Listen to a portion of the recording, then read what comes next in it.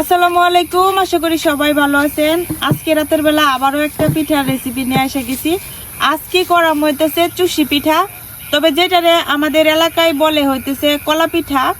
তো চুষি পিঠা করার জন্য আমরা এখানে ডেকি থেকে চাল গুঁড়া করে নিয়ে আইছি। তো এই চালটা কিন্তু এখনো ভিজা চালের গুঁড়াই, তবে এই পিঠা বানাইতে গেলে এই চালের গুঁড়াটারে একটু ভাইজে নিতে হইব।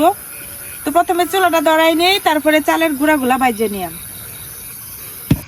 এখন একটা কড়াইয়ে আমি চালের গুঁড়াগুলা ভাইজে নিয়াম।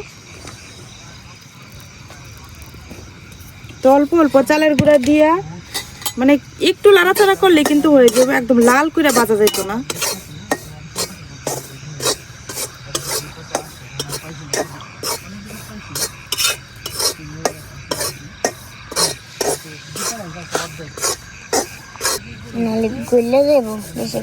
প্রথম যে চালের গুঁড়াগুলা দিছিলাম এগুলা ভাজা হয়ে গেছে,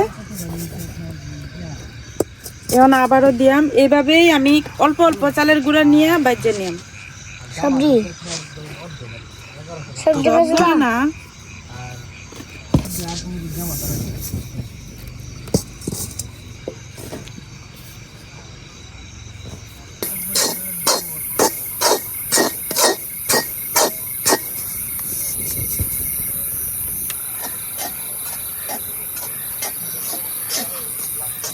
আজকে তুই চেপিটা মানে আজকে খাবো, মজা করে খাবো।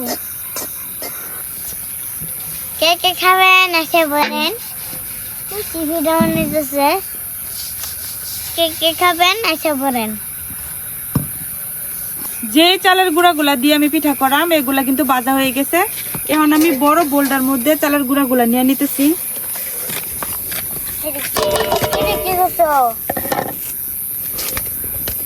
তো এগুলো এখনো গরম আছে, একটু ঠান্ডা হইতে থাকুক। আর এইদিকে আমি যেই পাতিলের মধ্যে হচ্ছে পিঠাগুলা বানাইলাম এই পাতিলটা বসাই দিলাম। চুষি পিঠা মূলত হইতেছে কলার রস দিয়ে বানানো হয় না, তবে আমরা যেহেতু কলা পিঠা বলি তো কলার রস দিয়ে বানাই। কলা থেকে রস বের করে ফ্রিজে রেখে দিছিল আম্মা। এখন এই রসটা একটু জাল করে নিলাম।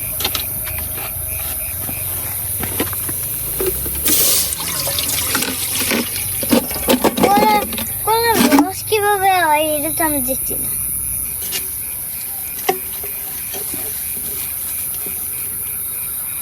কলার রস আমরা যে কোনো কলা থেকে নেই না, আটি কলা যেটা মানে আমরা যেটা বুইতা কলা বলি, ওই যে বিচি হয় অনেক ভিতরে, ওই কলার রস মানে এই পিঠার মধ্যে লাগে।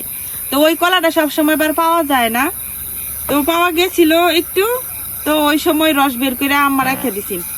তো রস যেহেতু অল্প, এইখানে আমি পানি মিক্স করবাম, তারপরে দুধ মিক্স করাম, কিন্তু এখন আপাতত একটু পানি মিক্সড করা লাগবো। তো যতটুক দিছি হয়ে যাব।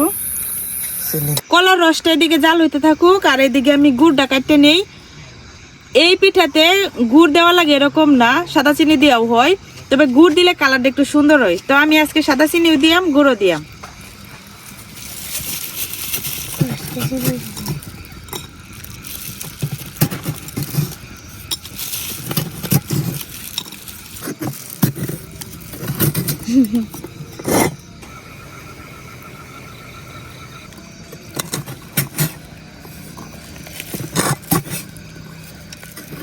কলার রস জাল করতে করতে এই যে উপরে কিন্তু এরকম ফেনা ফেনা একটা ময়লা বাসে, তো এইটারে আমরা বলি হইতেছে গাদ।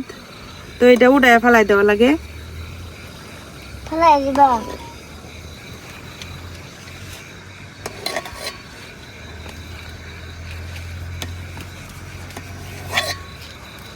কলার রসটা জাল হয়ে গেছে, এখন এটা উঠানোর সময়।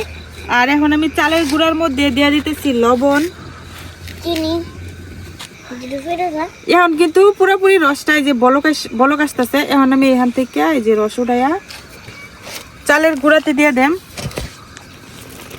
অল্প অল্প রস উঠাইয়া চালের গুঁড়াতে দিয়ে দিয়া এটা মাখাই নিলাম।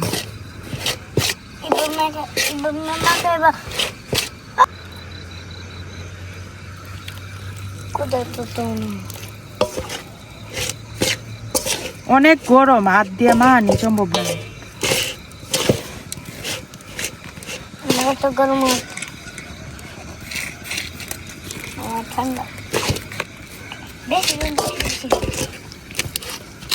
তারপর থাকে অনেক গরম, এটা গরম গরমই মাখানো লাগে, এর লেগে একটু কষ্ট করে আর কি। কি হচ্ছে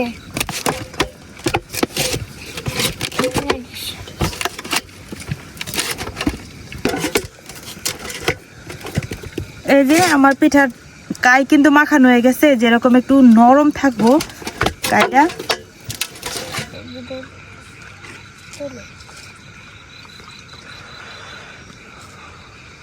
এদিকে রসের মধ্যে এখন চিনি আর গুড় এগুলো দিয়ে দেন।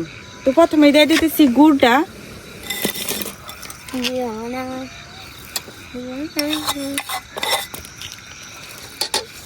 সাদা চিনি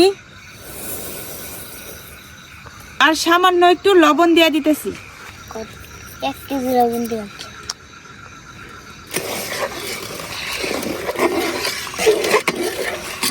এখন গুড়টা ভালো করে গলায় নিয়াম।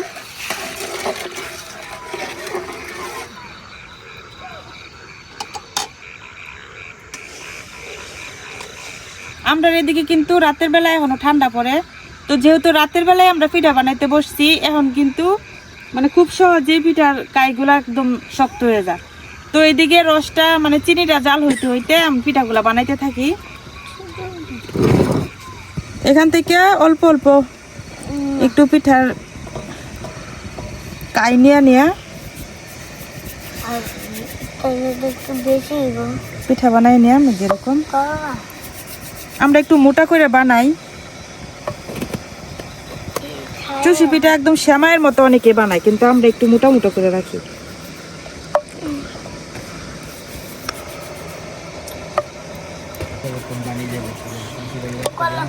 চিনি আর গুড়টা জাল হয়ে গেছে, এখন আমি দুধটা দিয়ে দেম। তো এখানে আমি দুধ আগে থেকে একটা বলক উঠায় রাখছিলাম। কালারটা মিষ্টি হয়ে গেছে, তো অন্য কালার হয়ে গেছে।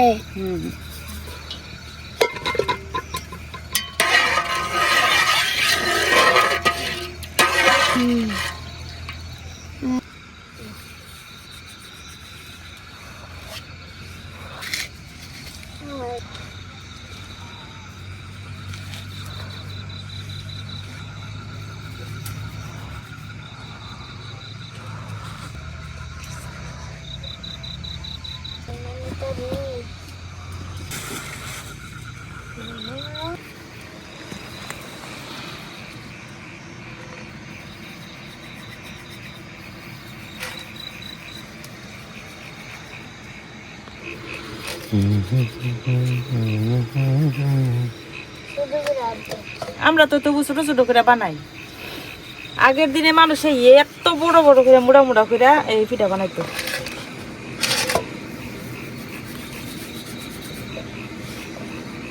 লম্বাটার মতো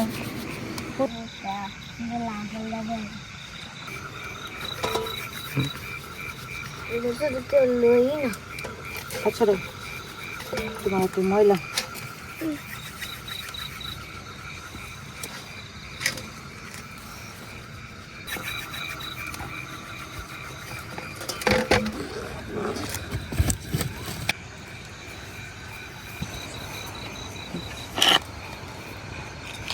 আমরা সবগুলা পিঠা কিন্তু বানানো শেষ।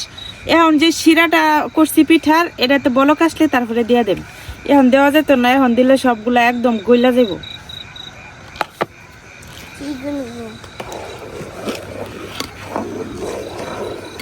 এইখানে ইচ্ছা করলে কিন্তু নারিকেল কুড়াও দেওয়া যায়, তবে আজকে আমরা নারিকেল কুড়া ছাড়াই বানাইতেছি, কারণ গাছ থেকে পাড়া নারিকেল নাই করে।